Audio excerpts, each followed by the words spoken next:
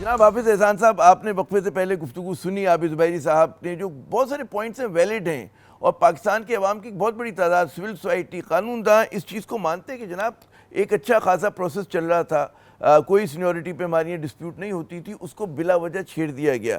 Over to you. جی حافظ صاحب. اب ون بائی ون اس کے اندر آ جاتے ہیں نا. اس کے اندر دیکھیں دنیا بھر کے اندر جو انڈیپینڈنس آف جوڈیشری جو ہے، یہ سپریشن آف پاور ہے، ٹرائیکاٹمی آف پاورز ہے، وہ ویری تو نہیں کرتی نا کانٹیننٹ سے اور کنٹری سے.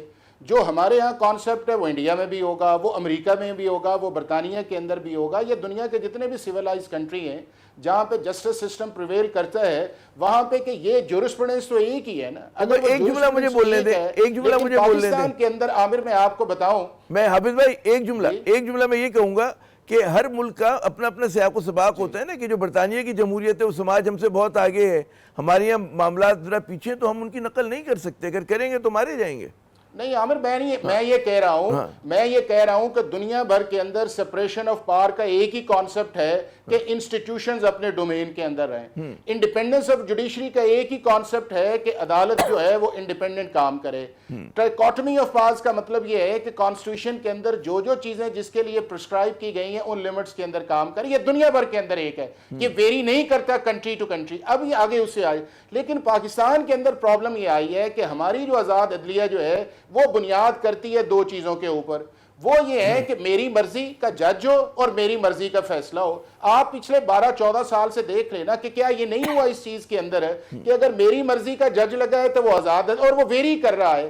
افتخار چودھری کے دور کے اندر دیکھیں تو آزاد عدلیہ، آزاد جج، آزاد جوڈیشری جو ہے اور آزاد فیصلے جو ہے وہ ویری کر رہے ہیں. اگر ثاقب نثار کے دور کے اندر آئیں وہ ویری کر رہے ہیں. اگر جسٹس گلزار کے دور کے اندر آئیں وہ ویری کر رہے ہیں. اگر اس کے بعد آصف سعید کھوسہ کے دور کے اندر آئیں وہ ویری کر رہے ہیں. اگر جسٹس بندیال کے دور کے اندر جاتے ہیں تو وہ ویری کرتے ہیں. حافظ صاحب اب ویری نہیں کریں گے، کیا گارنٹی ہے؟ اور وہ جو 90 کی دہائی میں ہوتا تھا کہ اپنا بندہ لگانا ہے ہم نے بطور جج. عامر اب دوسری جی نہیں عامر، میں اب دیکھیں نا، اب دوسری چیز پہ آ جائے. میرا بندہ اور بھئی آج تک پاکستان کی جوڈیشری نے جب سے 96 کے اندر سے یہ پار پارلیمنٹس کو فورس کر کے لیا، کانسٹیٹیوشن میں نہیں تھی لیکن اس کے باوجود اس پار کو ایکسرسائز کرتے رہے ہیں ٹل 2010 کے اندر تک. آپ کیا سمجھتے ہیں پاکستان کے سارے ججز میرٹ پہ لگے ہیں؟ کیا بندے کس کے تھے؟ یہ سارے جو تھے، آپ انالیسس کریں نا، کون تھے یہ بندے جو سامنے آپ کے آئے ہیں؟ بار کے اندر جا کے پوچھے نا، پبلک کے اندر جا کے پوچھے. یہ سارے آزاد منش لوگ لگے تھے جو آپ کے سسٹم. اگر یہ آزاد منش تھے تو پھر پاکستان کا جوڈیشل سسٹم، یہ سپریم کورٹ کے متعلق یا آپ کے ہائی کورٹس کے متعلق جو ہے، یہ کیوں پولیٹیکل پرسیپشن بھی ہے، پبلک پرسیپشن بھی ہے، پارلیمنٹری پرسیپشن بھی کیوں اس چیز کے اندر ہے جی؟ اور ابھی آپ دیکھیں کہ آپ نے خود ہی سینیورٹی پرنسپل جو ہے کانسٹیٹیوشن کے اندر نہیں تھا. انڈین کانسٹیٹیوشن کے اندر پرنسپل آف سینیورٹی نہیں ہے. آج بھی ان کا چیف جسٹس جو ہے بائی ورچیو آف سینیورٹی نہیں لگتا، بلکہ ان کا جو پریزیڈیم ہے 6 ججز کا، وہ فیصلہ کرتا ہے کہ اس کے اندر کرتا ہے. یہی دنیا بھر کے اندر ہوتا ہے. اور یہاں پہ ہوا کیا ہے؟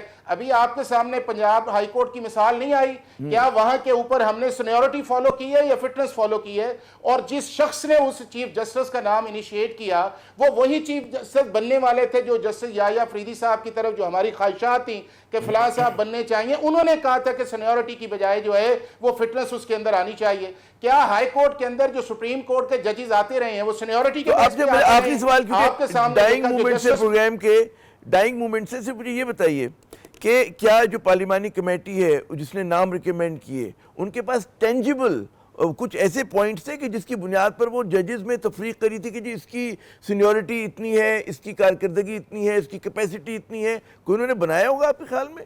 اور کیا وہ پبلک کے ساتھ شیئر نہیں ہونا چاہیے کہ جناب کیا کرائیٹیریا ہے؟